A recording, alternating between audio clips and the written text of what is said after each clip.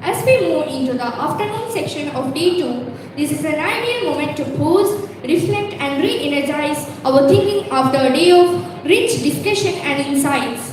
It is my pleasure to introduce Ruba Malaikal, a distinguished professional known for her work at the intersection of education, leadership and human-centric development. With extensive experience in shaping learning environment and guiding individuals through change, Ms. Malaikal brings a thoughtful perspective on how education must evolve in an age increasingly influenced by artificial intelligence. In a time when technology is advancing rapidly, her work reminds us of the enduring importance of communication, adaptability, and purpose-driven leadership. Her skill promises to re-engage our minds and offer fresh insights into how we can balance technological innovation with human values in the learning ecosystem. Please join me in warmly welcoming Ms. Ruba Malaikal to the dais. Please, ma'am.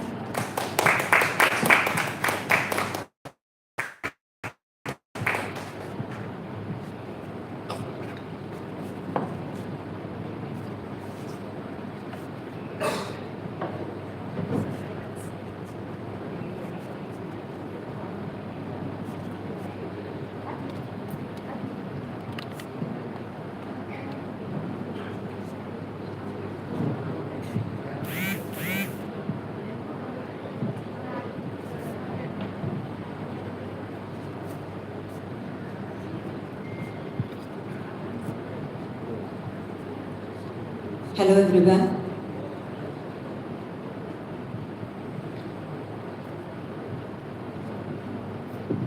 I hope I'm audible. Thank you. So, thanks a lot to the organizers for giving me this opportunity. A topic very close to my heart as well. So, my father's side, there were 12 siblings and 7 of my paternal aunts. All of them were into teaching at different capacities. So, back of my soul, there is something which has always connected me to education and learning, teaching, etc. In TCS also, I had spent about close to 4 years as part of the initial learning program, which is a flagship program in welcoming freshers to TCS. Right. So I see this as an opportunity again, connecting back to academia. I don't miss any opportunity that I get connecting back to academia and talking to them, and I'm also now doing a PhD as well. Picked it up after 20 years of completing my MCA. So when our TCS academic interface team contacted me and told me that the theme of this conclave is generative AI and future of education, I quickly was reminded of a recent incident which I came across. So recently I was waiting at Karkutam railway station, waiting for my train journey to Kollam. And I couldn't help but overhear a few seemingly students, three of them, was having a discussion. Now, what caught my attention was because they started the discussion talking about their mothers. Right? So, being a mother of a teenager myself, that is what grabbed my attention. But later, their conversation swiftly switched to recent assignment submission, where they were saying that they used ChatGPT to submit the assignment, and the teachers caught it very instantaneously because they knew that it was ChatGPT generated, because all the assignments looked very similar. So when I was approached, I thought, okay, what best to talk than talk about how to responsibly use these technologies. Right. So that is the topic of my discussion today. Ethics meets innovation, because ethics and innovation typically is very difficult to converge. Right. When you innovate, there will be some compromises on ethics. So when you strictly follow ethics, you may have to compromise on innovation. So let's see how we can find a middle ground where we can very, very successfully meet ethics and innovation and responsibly adopt some of the technologies which is put in front of us, right? Like generative AI or agentic AI or the traditional AI. How can we use it in a responsible way to help in learning, help in education? So this is the agenda for my talk today.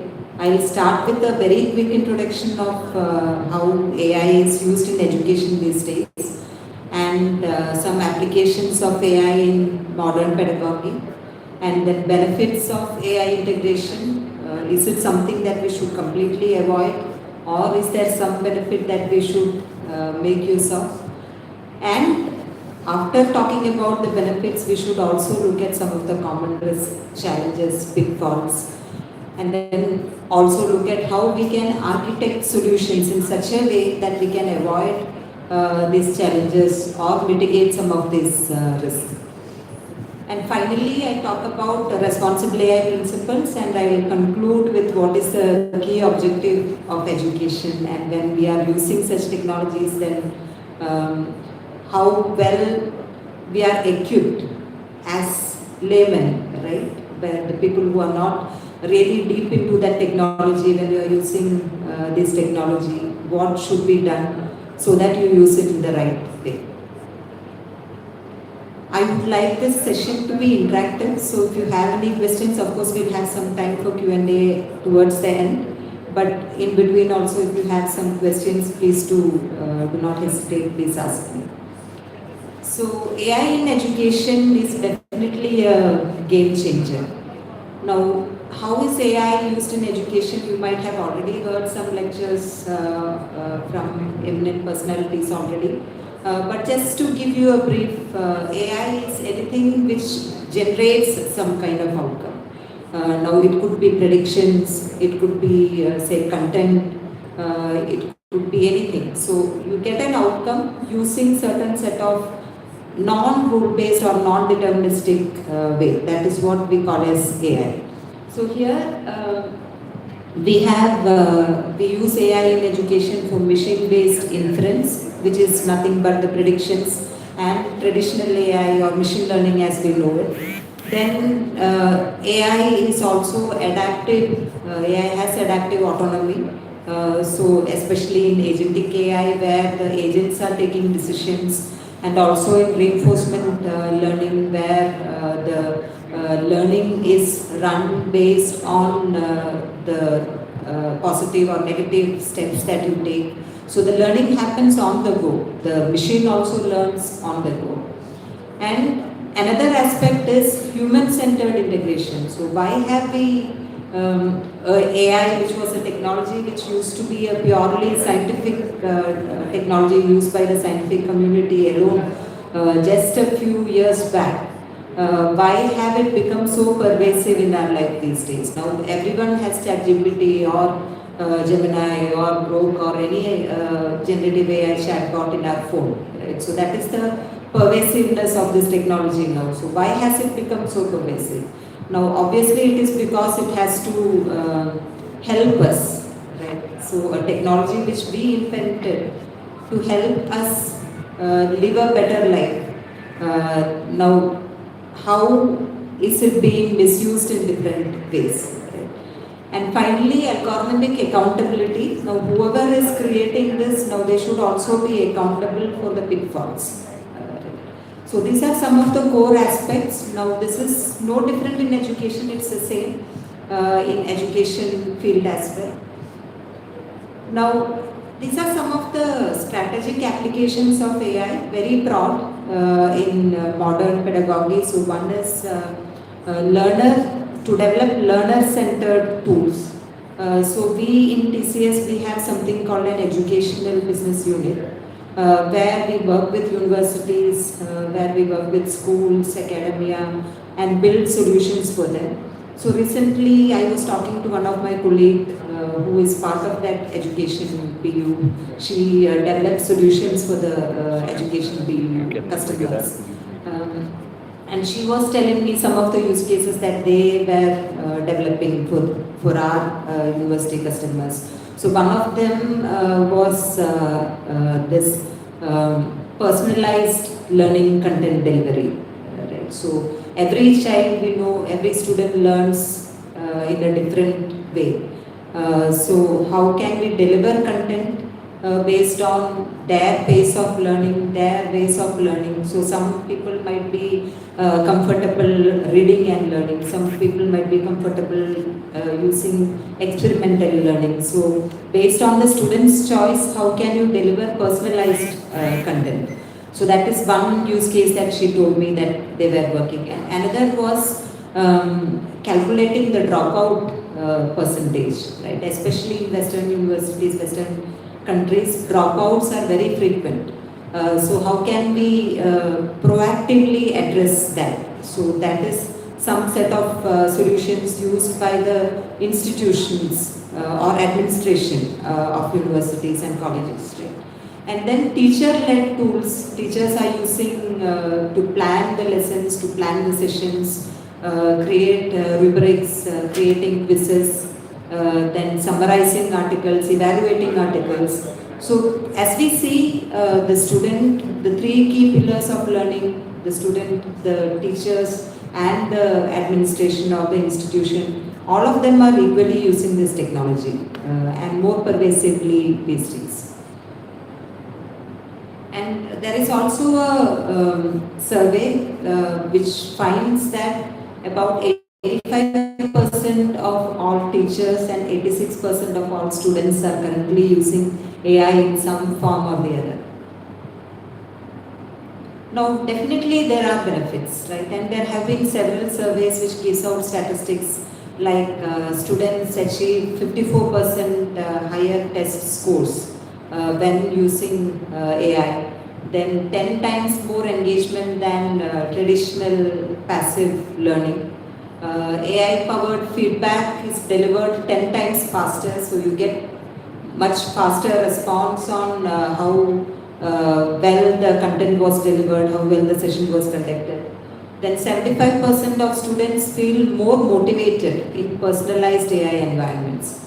And AI-powered personalization led to a 12% increase in attendance of students. Now, these are some of the benefits in using AI in education. But the picture is not perfect after all. Right? It's not all that rosy after all. There are also several challenges. Now, the first one being the erosion of human connection. So there are clear advocates who still vouch for the fact that there has to be a human connection. There has to be a teacher-student connection in education. Now, second is integrity issues. So it was found that 61% students who surveyed was found to have done AI-enabled cheating. Right?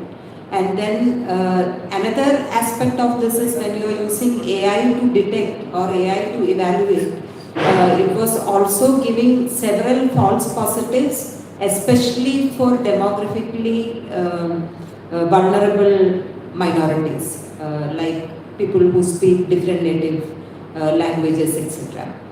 Now, the third one is algorithmic bias. Now, bias is a huge topic in itself. Coincidentally, my research, PhD research topic as well. So here, the problem is, we can argue that bias is there with humans as well, right? When a teacher is teaching, now the teacher might become biased himself or herself as well. So it's something which is already there with humans. Now why should we be worried about it when machine is doing bias, right? You are seeing only the same thing that you see in the society. But the problem is you see it in an amplified way. Because it is often seen that the bias that exists in society, now that is perpetuated many more times when a machine is making these predictions or when an algorithm is making the predictions. Now finally, privacy and cognitive risk, especially when student data is shared across universities or student data is shared across colleges, etc. Now, what is the privacy privacy ensurement that you give to the students, right? So, how can you guarantee privacy to students, guarantee privacy to teachers? Now, it's not just about personal data being shared; it is also about the IP, right? Protecting the IP. How where you can protect the research work that we do and ensure that it is not getting leaked outside. So here the core areas are looking at data leakage, how it can be challenged, how it can be controlled, and then another major problem is cognitive risk. So you all might have heard of something called as cognitive decline, right? Now it's a term which has been in existence for a very long time, and it is a elderly problem.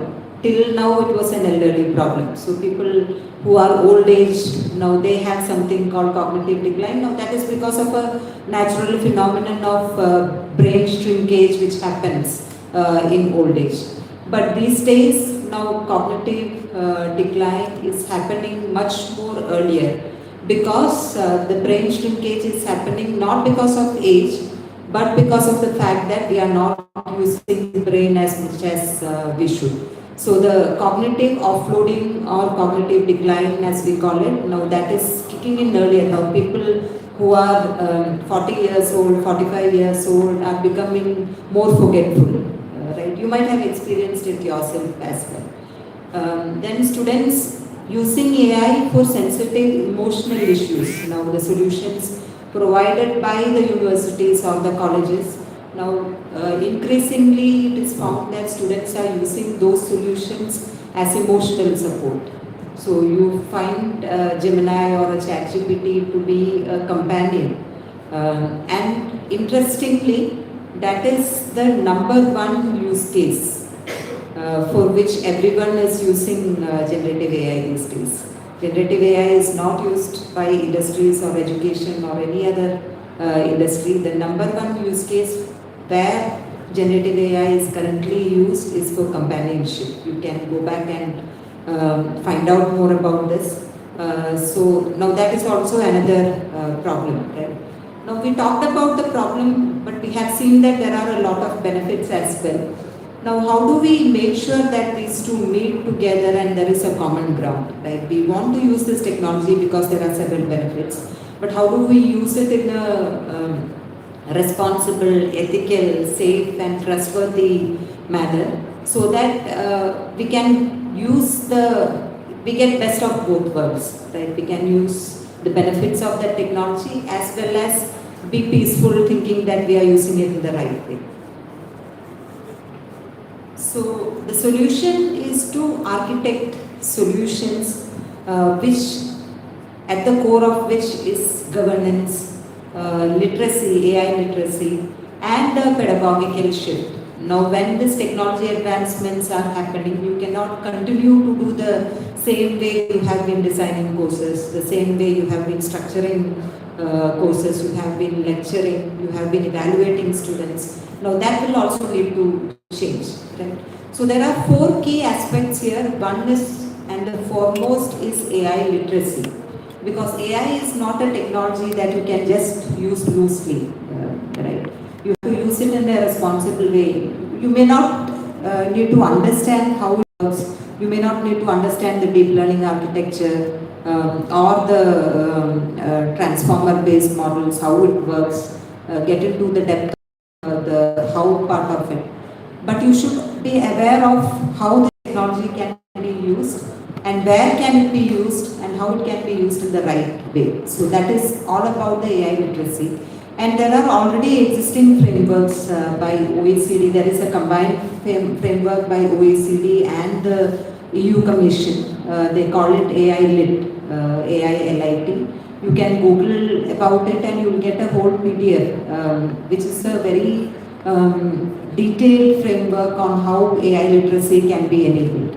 So what I would suggest is everything should start with an AI literacy. So if colleges, IHRD, I would request you, if it is not already there in your curriculum, please include it, AI literacy, so that your students and your faculty are all aware of how this technology can be used in the right way. Now another is, do not forget the human, right? So always ensure that you have a human in the loop design. So any decision, at least every critical decision, every critical outcome which is being taken by AI systems, ensure that there is a mechanism where a human can override. A teacher or a faculty or an administrator staff can override this. So whenever you are designing a system, when you are designing a system using generative AI or AI, ensure that you are designing it in such a way that you are having human checkpoints in between and also giving the human a control to override any of the decisions where the human thinks that it is not right. Now another is authentic assessment strategies. So this is where the pedagogy shift should also happen because you can no longer evaluate a student just like how you used to evaluate earlier when ChatGPT or generative AI was not there. Right? So if students will invariably use ChatGPT, now what are the different ways in which you can evaluate given the fact that they might have used ChatGPT. Now it is not right to restrict students not to use ChatGPT or Gemini or any other generative AI solution. But even when they use it, how you can ensure that the learning still happens even when such technologies are used. Now finally it is bias and privacy control. So in the coming slides I have details on each of these. So first, like I said, this is the OECD framework. So the OECD and EU Commission has put together a framework called AI Lit. It is an AI literacy framework. And the core domains it focuses are engaging with AI, creating with AI, managing AI and designing AI. Now the objective of engaging with AI is to understand how algorithms interact responsibly with other systems. And so basically, how do you engage with AI? How does it impact your work? How does it impact your study, learning, etc.? Now, second is creating with AI. Now, when you are creating solutions using AI and generative AI, how can you architect in a way that there is a human in the loop design? You are taking care of privacy by design or responsible AI by design, all these aspects. And then managing with AI, evaluating the impact of AI on oneself and the society. Now, by using AI, what am I gaining? I have to gain something, right? So, what am I gaining? And by using AI in my institution, what is it that I am giving the students or my customers? Now, finally, designing AI, which is understanding the technical life cycle and the ethical constraints around AI development. Now, similar to this OECD and EU combined AI literacy framework, there is also another framework created by UNESCO called an AI competency framework, which outlines about 15 competencies across 5 different dimensions. Now, these frameworks are all available in public domain, and any of us can adopt it in our personal or in the institutional front. Now, human in the loop systems, where one is about having a human control for all the critical decisions, and the teachers getting an oversight and an upper hand in correcting any of the wrong decisions. For example, if you are putting a student in remedial, then was it the correct decision? If the decision was taken by AI, then was it a correct decision? And whether teachers with their connect with that particular student, they will know better whether that student should be in remedial or not. So that's just an example. So any such critical decisions which impacts the future of the student, a human should definitely be involved in, and the human should definitely have the rights to override any of the decision was taken. And finally, student agency. Now this is very important because students should be encouraged to critique any of the solutions or any of the output that comes from AI, right? Now, don't blindly trust. Now, every generative AI based chatbot, ChatGPT or generative AI gives a disclaimer, a warning stating that AI could be wrong. Please validate whatever results you are getting, right? So don't take that lightly, because the amount of hallucination that can happen, even with the advanced models like GPT 5.2 or any other advanced models, hallucination is still an animal which is not tamed, right? So you cannot imagine the kind of hallucination that happens. So ensure that anything that is generated, you have an upper hand, right? And you are ensuring, you are validating, you are cross-checking, you are fact-checking and ensuring that whatever is generated is correct. Now, authentic and iterative assessment strategies, like I said, this is where the pedagogy should change. There should be a shift happening there as well. So, like I said, now we have to live with this technology, right? It is there, it is right in middle of us. We are talking about this technology, it has become so pervasive. From the moment you start your day till you end your day, this technology is there with you, and there is no going back now. So let's embrace this technology. Let's not be afraid of this technology. There are pitfalls, there are challenges, there are risks. But irrespective of all that, there are several benefits as well. But how can you make use of this technology in such a way that it actually benefits you, right? So one is in assessments, you can do in-class synchronous work where you ask students to talk about what they have created, right? And now there are universities and colleges which are moving away from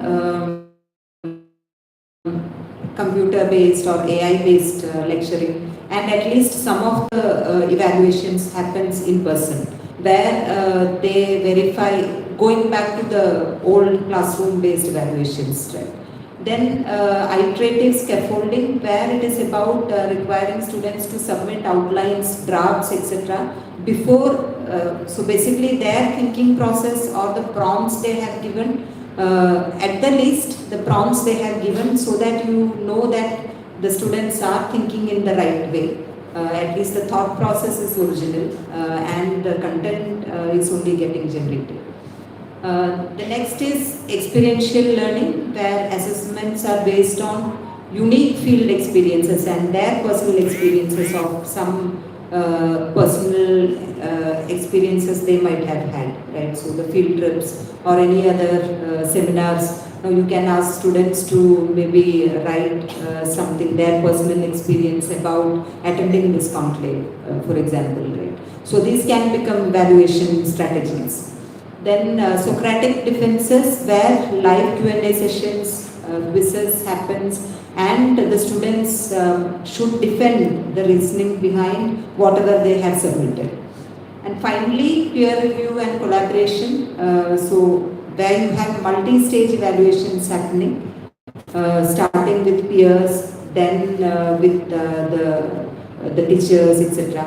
Now all these to ensure that even if they have used the technology, still the learning is happening, right? So the ultimate goal of education is what? Yes? No one? What is the ultimate goal of education? Securing a job? Why are you studying? Students here, please raise your hands.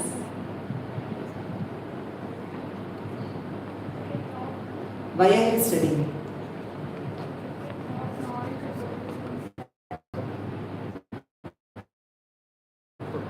Say. Okay. See, I would say that the simple most, if you ask me what is one objective of education, I would say that it is learning. Right? As long as you are learning, your education is fulfilled. You should know something which you, at least one knew, which you didn't know about yesterday. So that is when you can say that you have learned something, your knowledge is increasing. Now even when you are using AI or any similar technologies, the goal, the objective of education still should remain the same, which is learning, right? So as long as you are able to learn, you are able to grow. When I say grow your brain, grow your knowledge, grow your learning. Any technology that you use doesn't matter. Right? Now wherever you are using AI for in your personal life, in your student life, as a teacher, wherever you are using AI, if you have learned something new using that technology, then it is all ethical. But ensure that you are learning. Even when you are using the technology, ensure that you are learning. Now bias and privacy preserving architectures, so bias audit and mitigation. Now there are clearly defined metrics which are available to measure the bias across the demographic groups. So there are demographic majority and minority groups, as we all know. Now we shouldn't create technologies that would favor only the majority groups and will not favor the minority groups, or the other way also. We are seeing things going way wrong when bias is done the wrong way as well. Even with companies like Google, when they overdo bias mitigations or fairness mitigations, we are seeing that there are issues where minority is getting favored more than majority. Now that should also not happen. It should be a balance. Now, how some of the ways is, the first way is to measure, of course, but there are proactive ways as well in which you can address bias. Now, one is by ensuring that you augment the data. So, one of the main reasons why bias happens or fairness issues happens is because you already have a biased set of data, because our society is already biased, right? For example, if I look at, say, professions, earlier professions, invariably doctors used to be male gender and nurses used to be female gender, right? So now if you are building a system and when you are training it using the data which is already available, the AI system will also be biased by the nature of it. Now you want to ensure that existing biases are okay, that kind of biases are okay, but you want to ensure that you are not further amplifying those biases when you are using an AI system. So augmenting the data with appropriate percentage. So wherever you are seeing a lower percentage of demographic group, you have to augment more data for that particular demographic group. So that is one way in which you can address bias. And another way is there are algorithmic technical ways in which you can ensure that you are not getting a biased output. Now, privacy preserving, two of the methods which are suggested, one is federated learning, where different colleges or different institutions collaboratively train and fine-tune AI solutions so that they don't have to share the data. And even when that sharing happens, it happens in a privacy preserved way by implementing differential privacy or similar solutions where you introduce enough noise so that nobody could be able to decipher the students' data later. Now, in addition to what I spoke about, these are some general responsible AI principles. So this I took from our India AI, the NASSCOM's responsible AI toolkit. I'm not sure how many of you are aware about it. This was launched much before ChatGPT was launched. There is a responsible AI toolkit. There are a lot of resources available there in developing how to develop responsible AI solutions. So responsible AI principles globally, there are several that are talked about, but the key ones are around fairness, ethics, safety, security, then accountability, explainability, transparency, privacy, regulatory compliances, and so on. So these are the 9 which I took from the Responsible AI Toolkit, which is available as part of India AI. And these are put together by NASSCOM, and very proud to say that we had TCS presence also in putting together this Responsible AI Toolkit along with NASSCOM. So now, why is responsible AI important? Now, I'm not advocating this because I handle this role in TCS, because I firmly believe that there is only one way to do AI. Right? Responsible AI is not an afterthought. You build an AI system and then just because I want to comply with some regulations or comply with some rules or some organizational policies, now I'll see what I can do on top of what I have already developed to make it responsible. That's not how it should happen. Responsible AI should be baked into the life cycle. So starting from the ideation till the deployment. So when you are starting with an idea of a use case till the time it is deployed, you have to ensure that it is done in a responsible way. When I say ideation, you might think, what is there in ideation? You just have maybe 1 or 2 lines of the idea. Now, how can you make sure that you are responsible at that stage itself? The first and foremost question that you should ask is whether this is an AI or a Gen AI solution. So, first, if it can be done with rule-based, our age-old rule-based systems, do it that way. If not, think of machine learning first. Because machine learning is more controllable, more explainable, more bias-free, I would say, in comparison to generative AI. Now, if you cannot do it with traditional AI, then go for generative AI. So, responsible AI adoption is required because it preserves that human essence. Right? Now, people like me, we are the ones who advocate saying that don't forget the humans. Right? When you are advancing with this technology, make sure that you are not forgetting the humans. And second is UN's 17 Sustainable Development Goals for 2030. The fourth goal is ensuring inclusive and equitable quality education for all across the globe. Now, to ensure that, responsible AI is a must. You have to adopt AI in a responsible way. There is no other way. And finally, cultivating cognitive sovereignty. Like I said, the ultimate goal of education is learning. Now, that learning should happen, only then cognitive development can happen, right? So for that cognitive development to happen, if you are blindly using ChatGPT, you give a very simple prompt, it gives you some response, you do not even read what that response is. I have recently seen some articles where even in research articles, right, published research articles, you usually, along with the response, you get a header line and a footer line also, right? So there have been research publications where this header and footer is also there, where the header talks about what it did, right? This is what I did. And footer, it talks about, do you want me to do anything further, and it gives you some options. Even this was copy and pasted. So what is the use, right? Why are you doing it for? If you are not doing it for yourself, then why are you using this technology? So I leave you with that thought.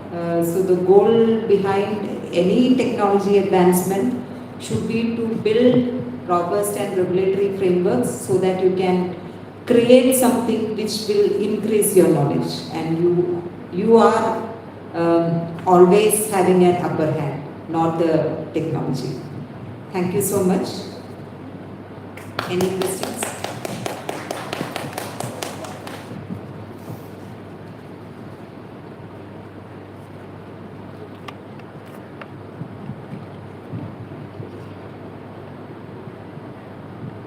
On behalf of the organizers of ICT AIFE 3.0, it is my pleasure to extend our heartfelt thanks to Ms. Ruba Malaikal for her inspiring and engaging session. Your insights into education, leaderships, and human-centric development brought a refreshing pause to our afternoon, reminding us that even in an age shaped by artificial intelligence, empathy, communication, and purpose remain central to the meaning learning. We truly appreciate the energy, clarity, and warmth you brought to this session. As a token of appreciation, we were honored to present a memento to Ms. Ruba Malaikal, graciously presented by the Principal of Government Model Engineering College, Dr. E.S. Jayachandran.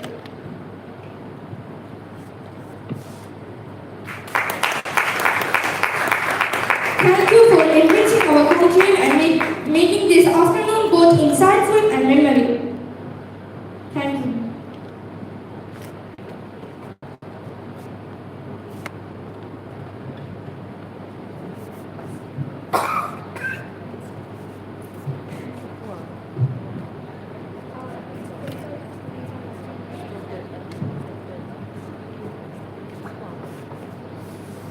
And many students are watching our session online.